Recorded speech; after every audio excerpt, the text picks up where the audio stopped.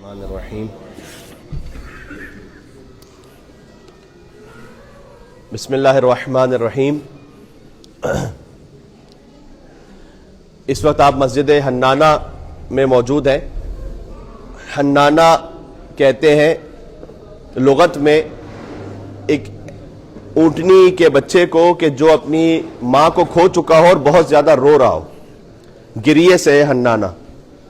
مسجد نبوی میں بھی ایک ستون حنانہ ہے، وہ ستون کے جو گریا کرتا تھا رسول اللہ کے فراق میں۔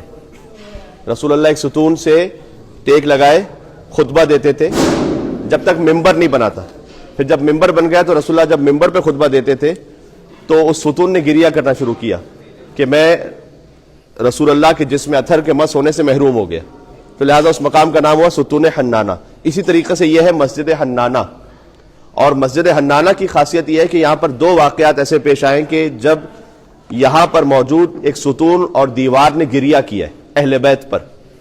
پہلا واقعہ یہ پیش آیا کہ مسجد کوفہ جہاں ساتھ میں بیت علی ہے، اس بیت علی سے مولا علی علیہ السلام کا جنازہ جا رہا تھا نجف۔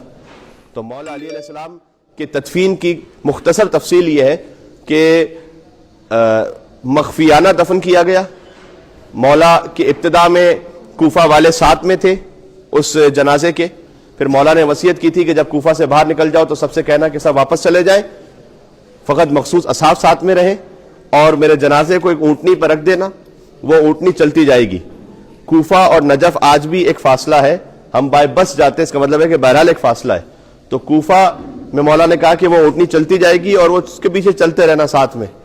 وہ ایک جگہ جا کر رک جائے گی جس کا نام، اس مقام کا نام ہے نجف، وہاں اس جنازے کو اتار دینا، وہاں میرے جد آدم اور نوح علیہ السلام کی قبر ہوگی، وہیں ساتھ میں ایک اور قبر آمادہ ہوگی پہلے سے، وہیں مجھے دفن کر دینا جو انبیاء علیہ السلام نے آمادہ کی ہے میرے لیے۔ اس مقام سے لیکن وہ جنازہ گزرا تھا کوفہ سے جاتے ہوئے، یہ شہر کوفہ ہی میں آپ، اس مقام سے جنازہ گزرا تو ایک دیوار نے اور ستون نے جھک کر مولا علی کو سلام کیا، السلام علیک یا امیر المومنین۔ ویسے تو روایت میں یہ بھی ہے کہ کوفہ کے درخت جھک کر اور کوفہ کی اور دیواریں جھک کر بھی مولا علی کو سلام کر رہے تھے، السلام علیک یا امیر المومنین، لیکن خاص اس مقام پر اس ستون نے گریہ بھی کیا اور سلام بھی کیا مولا علی کو۔ تو ایک واقعہ تو یہ پیش آیا کہ مولا علی کے جنازے کو یہاں سلام کیا گیا۔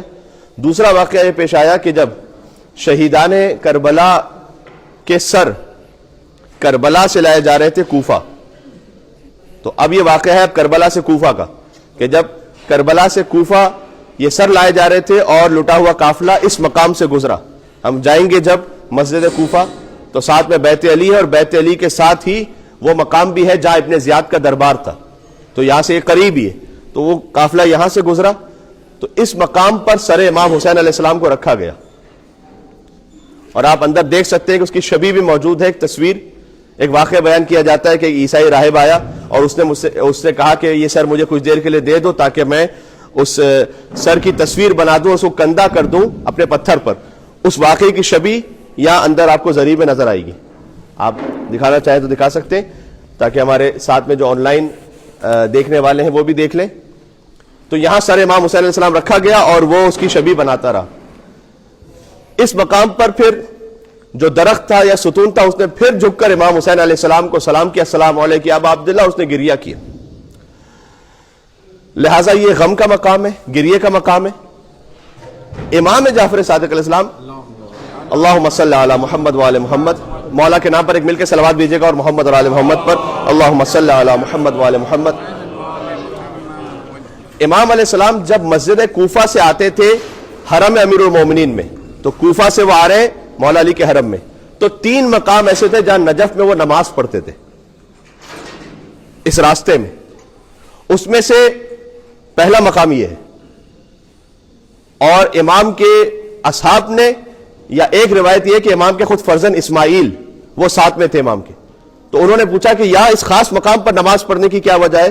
تو اس وقت امام جعفر صادق علیہ السلام نے بیان فرمایا کہ یہاں تعظیم کے ساتھ زیارت کرو اور نماز پڑھو، اس لیے کہ میرے جد حسین کا سر یہاں رکھا گیا تھا، تو یہاں زیارت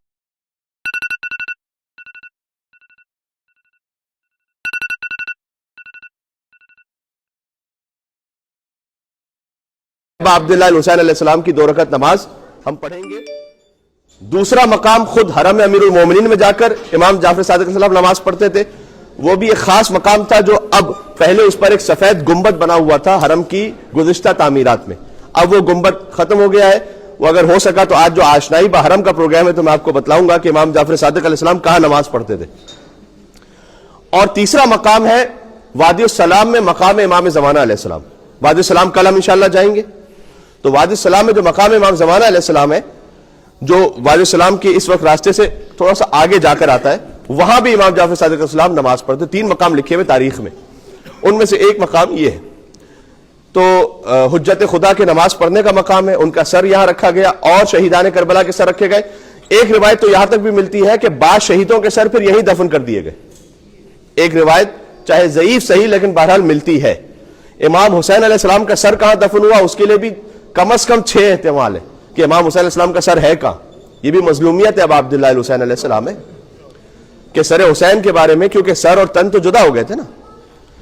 حسین کا جو تن تھا وہ کربلا میں رہ گیا اور سر کوفہ اور شام کے بازاروں میں پھرتا رہا. کہ سورہ کہف سناتا ہے یہ سر کس کا ہے, پہلا پتھر یہی کھاتا ہے, یہ سر کس کا. سب سے پہلے جو پتھر آتا تھا وہ امام حسین علیہ السلام کے سر پر آتا تھا. امام حسین علیہ السلام کیوں سورہ کہف سنا رہے تھے؟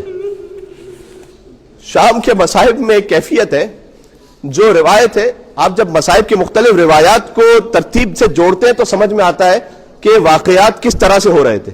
اس میں سے ایک روایت ہے جو چوتھے امام نے بیان کی ہے مدینہ میں.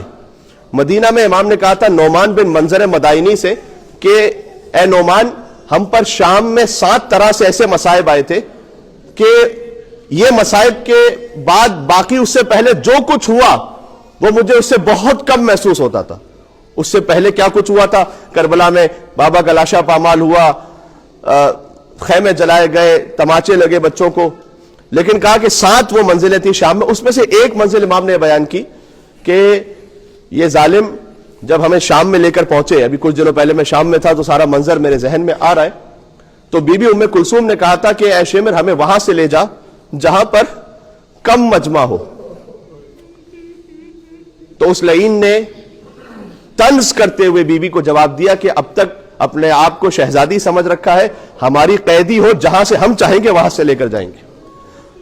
اور باب الساعات وہاں پر ہے, وہاں پر کئی گھنٹوں تک وہ قافلہ کھڑا رہا کہ تماش بینوں کا ہجوم تھا, تالیاں پیٹنے والے تھے. مغنیہ عورتوں کو بلایا گیا تھا جو بی بی زینب کے سامنے گانے گا رہی تھی. یا اللہ.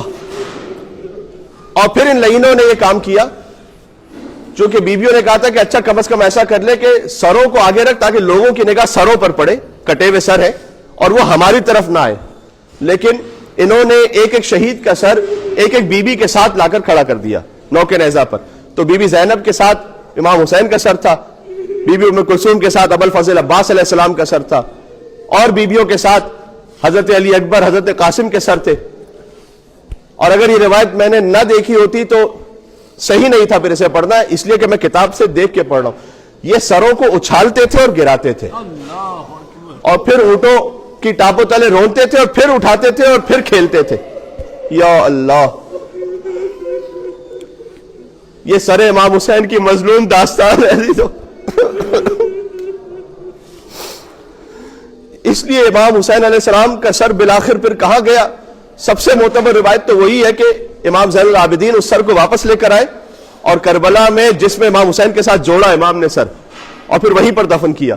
لیکن ایک روایت مدینہ کی بھی ہے, جنت البقیع کی بھی ایک روایت ہے, ایک روایت مصر کی بھی ہے, ایک روایت شام کی ہے جہاں مقام راس ہے, آج تک موجود ہے مقام راس, اس کی زیارت پہ جاتے ہیں کہ شاید سر حسین وہیں دفن کر دیا گیا. کچھ شہیدان کربلا کی روایت یہ ہے. دیکھیں یہ مظلومیت ہے اہل بیت کی. فاطمہ زہرا کی قبر کا پتہ نہیں ہے, حسن مجتبیٰ کی قبر مسمار ہے, مولا زین العابدین, مولا محمد باقر, مولا جعفر صادق, ان کی قبر نہ کوئی نشان ہے وہاں پر, بس پتھر رکھے ہوئے خالی. اور اہل بیت علیہ السلام کے سر اقدس, خاص طور پر امام حسین کے سر اقدس کے ساتھ یہ ظلم ہوتا رہا. میں آخری ایک روایت پڑھتا ہوں کہ سر امام حسین اور بی بی سکینہ کا بڑا گہرا تعلق ہے.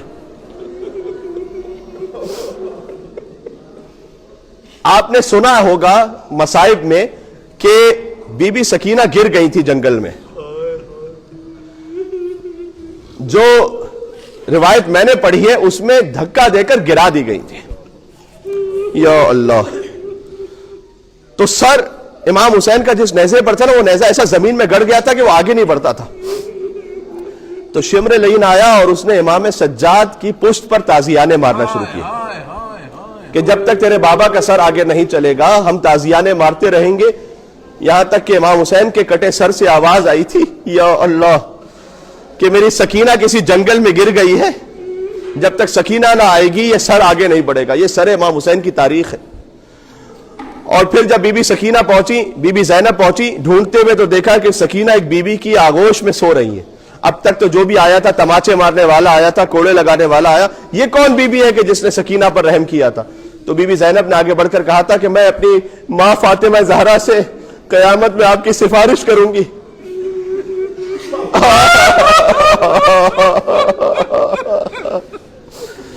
तो बीबी ने कहा अगर मैं रहम ना करूं तो और कौन रहम करेगा?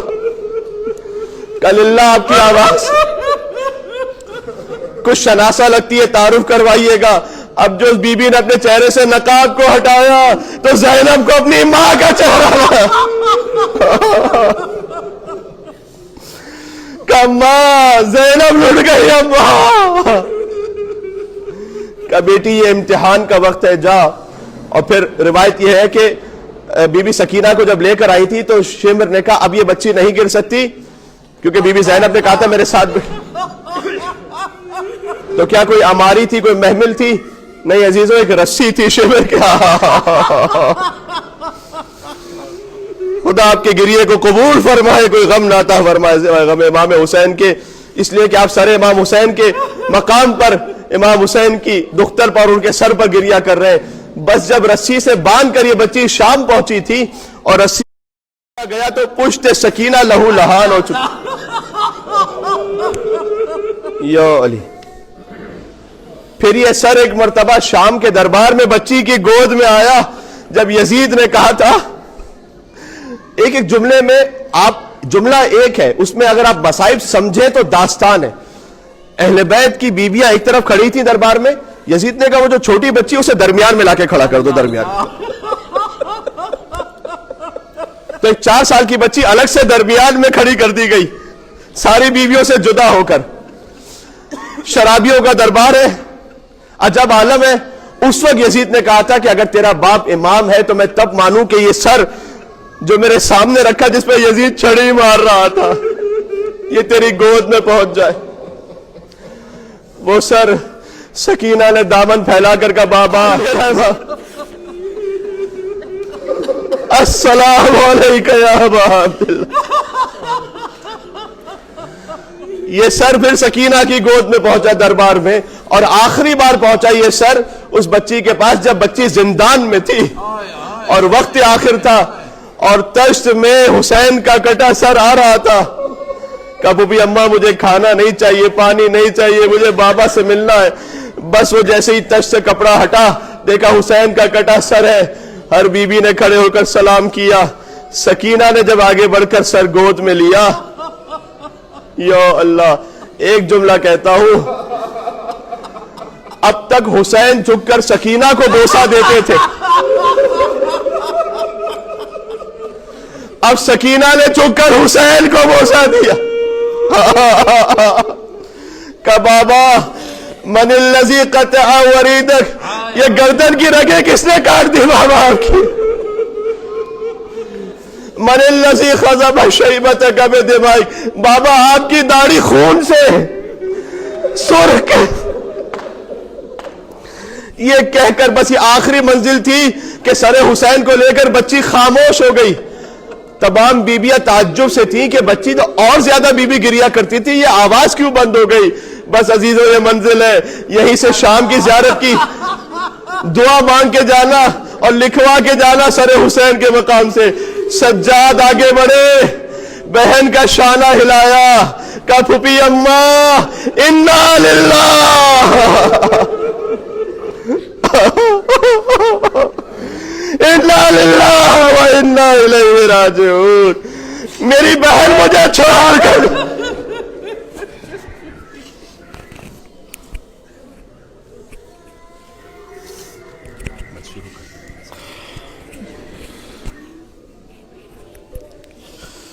ہے جب شام کے ہے جب شام کے زندان میں کوہرام بپا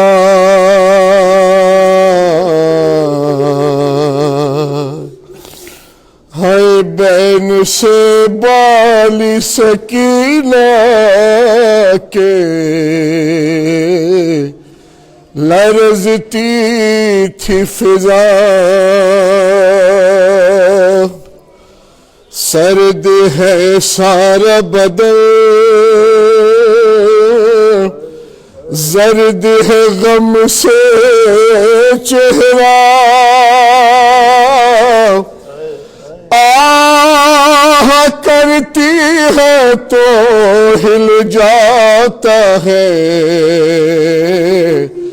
زندہ سارا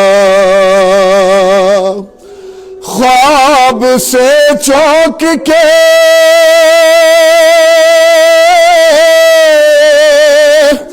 اٹھ بیٹھی ہے روتی روتی اپنے سینے سے لگائے ہوئے بیٹھی ہے پھوپھی رو کے کہتی ہے کہ بابا میرے پاس آئے تھے پھوپھی اماں وہ یہیں پاس میرے بیٹھے تھے مجھ سے کہتے تھے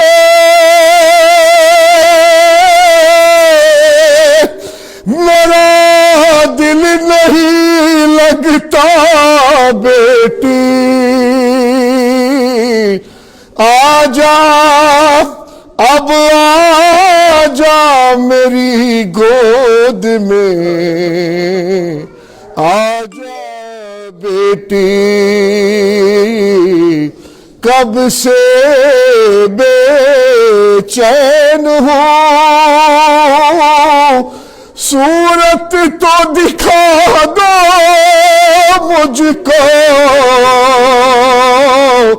پھوپھی اماں میرے بابا سے ملا دو مجھ کو ارے وہ یہی ہوں گے کہیں آپ ذرا دے تو صدا کہیے ان سے میری جانب سے کہ بیٹی ہو فدا دور ہی سے ذرا آواز سنا دو مجھ کو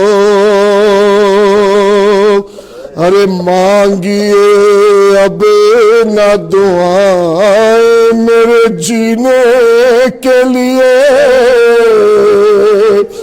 دیکھیے آ گئے بابا مجھے لینے کے لیے قبلہ رخ کر کے پھوپھی جان لٹا دو مجھ کو ہائے تقدیر کے مر کر بھی رہی زندہ میں اور قبر بھی پائی تو بچی نے وہی زندہ میں کیا خطا کی تھی سکینہ نے بتا دو مجھ کو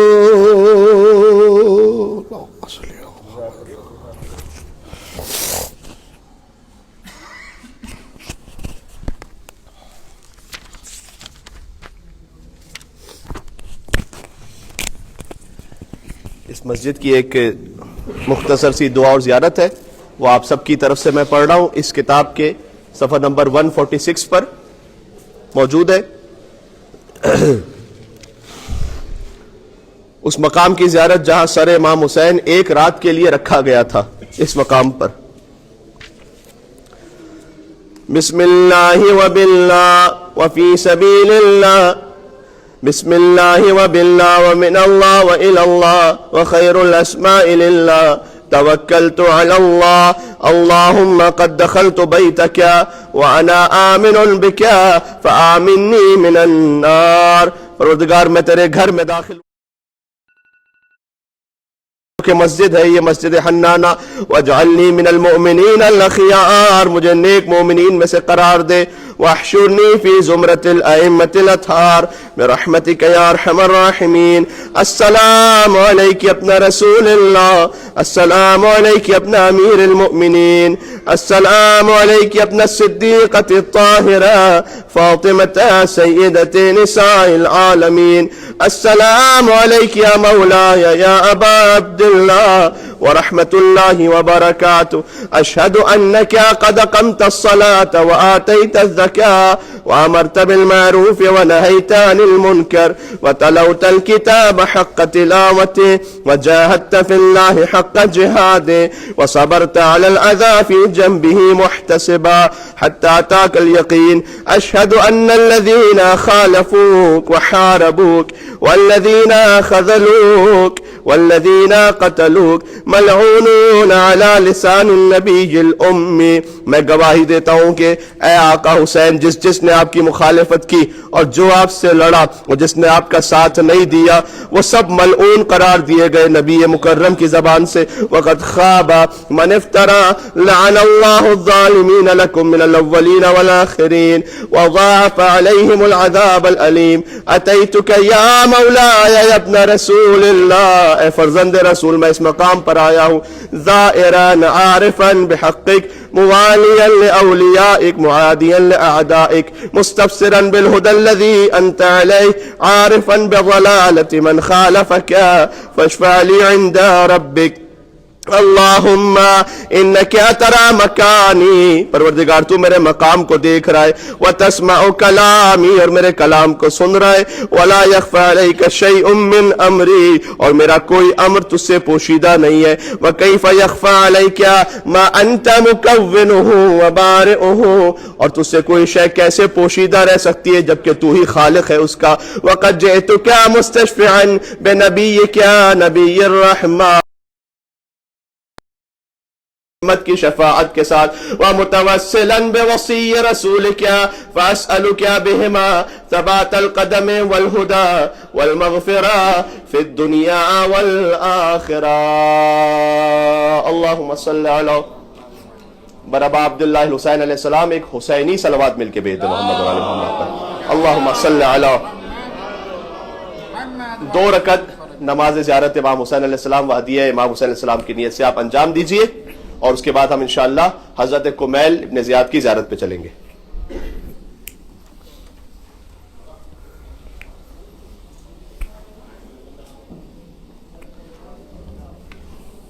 اور 10 منٹس بعد آپ سے گزارش ہے 10 منٹس تک باہر تشریف لے آئیے گا۔